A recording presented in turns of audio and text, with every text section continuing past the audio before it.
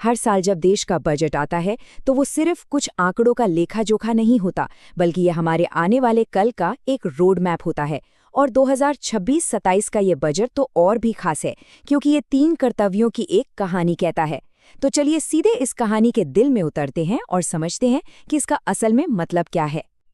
देखिए, वित्त मंत्री के भाषण का सिर्फ ये एक वाक्य, यही इस पूरे बजट का सार है।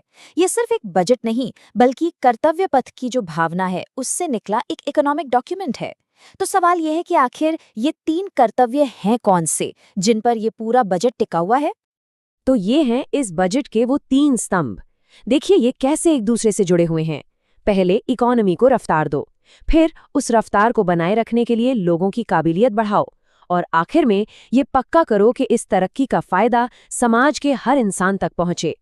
चलिए एक एक करके इन्हें समझते हैं। शुरुआत करते हैं पहली ड्यूटी से, आर्थिक रफ्तार। तो पहला कर्तव्य है आर्थिक रफ्तार। इसका मतलब सीधा सा है, इकोनॉमी के इंजन को और तेज कैसे दौड़ाया जाए, और इसके लिए सरकार का सबसे बड़ा दाव है इंफ्रास्ट्रक्चर पर। जरा इस नंबर पर गौर कीजिए, 12.2 लाख करोड़ रुपए।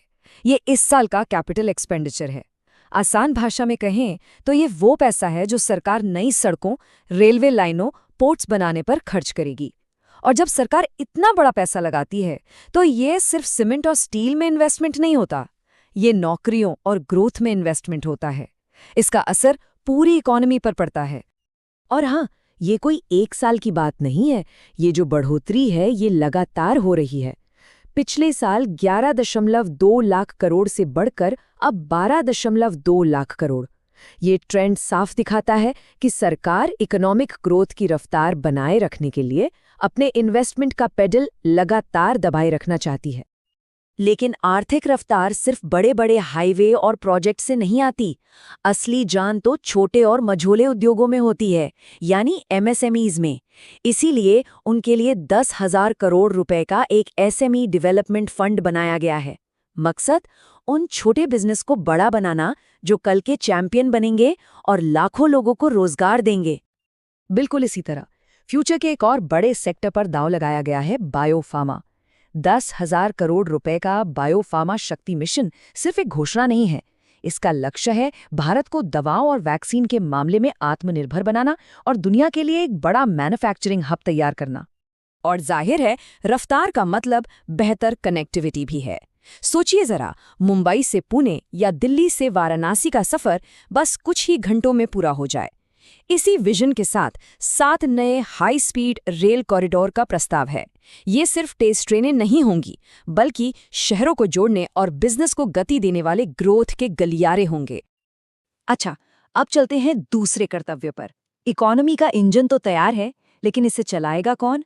लोग। इसीलिए दूसरा कर्तव्य है क्षमता निर्माण, यानी देश के नागरिकों पर इन्वेस्ट करना, ताकि वो भारत की ग्रोथ स्टोरी के असली हीरो बन सकें। अगर फ्यूचर की स्किल्स की बात करें तो एनिमेशन, गेमिंग और विजुअल इफेक्ट्स यानी एवीजीसी का सेक्टर अरबों डॉलर का है। इसी मौके को भुनाने के लिए 15,000 हाई स्कूलों में एवीजीसी लैब्स बनाई जाएंगी। मतलब हमारे युवा सिर्फ गेम खेलेंगे नहीं, बल्कि दुनिया के लिए गेम बनाएंगे। पर क्षमता निर्माण सिर्फ टेक सेक्टर तक ही नहीं है।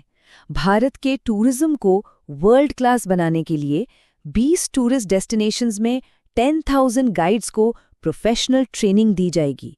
और ये कोई मामूली ट्रेनिंग नहीं होगी, बल्कि आईआईएम्स के साथ मिलकर होगी, ताकि हमारे टूरिस्ट गाइड्स दुनिया के बेस्ट गाइड्स को टक्कर दे सकें।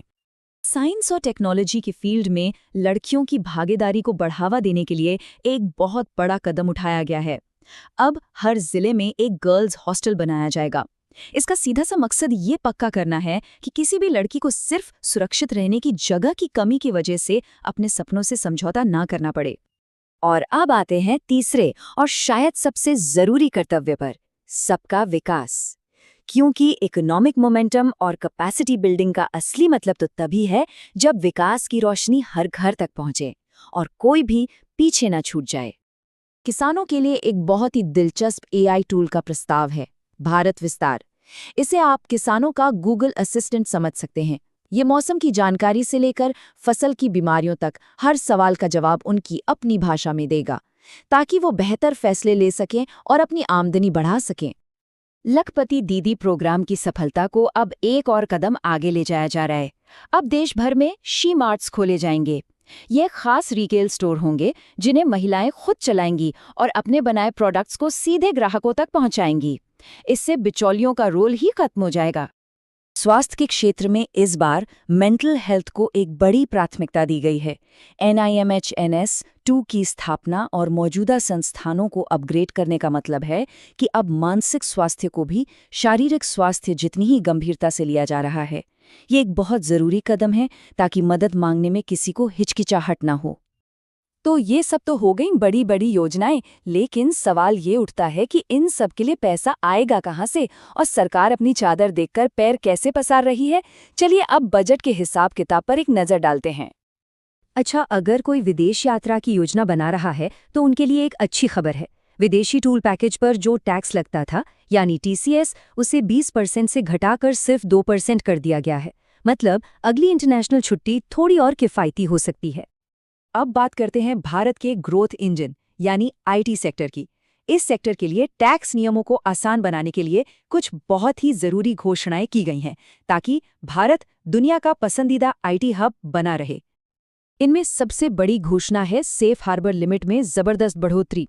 ये एक तरह की टैक्स छूट की सीमा होती है। इसे 300 करोड़ से बढ़ाकर सीधे 2000 करोड़ रुपए कर दिया गया है। इससे हमारी IT कंपनियों का बहुत सारा कागजी काम और टैक्स से जुड़ा सिरदर्द कम हो जाएगा और वो अपने बिजनेस पर और ज्यादा ध्यान दे पाएंगी। और आखिर में सरकार की अपनी आर्थिक सेहत कैसी है, ये 2 नंबर पूरी कहानी बता देते हैं। राजकोषीय घाटा यानी सरकार की आमदनी और खर्च का अंतर कम हो रहा है और देश पर जो कुल कर्ज है वो भी GDP के मुकाबले घट रहा है। आसान भाषा में इसका मतलब ये है कि सरकार जिम्मेदारी से खर्च कर रही है, जो एक मजबूत अर्थव्यवस्था के लिए बहुत अच्छा संकेत है। तो हमने बजट के 3 कर्तव्यों को देखा: आर्थिक रफ्तार, क्षमता निर्माण और सबका विकास। ये तीनों मिलकर विकसित भारत की ओर एक रोड मैप पेश करते हैं। लेकिन असली सवाल तो यही है, क्या ये कदम उस मंजिल तक पहुंचने के लिए काफी हैं? इस सवाल का जवाब तो आने वाला वक्त ही देगा, लेकिन इस पर सोचना और विचार करना हम सब के लिए जरूरी है।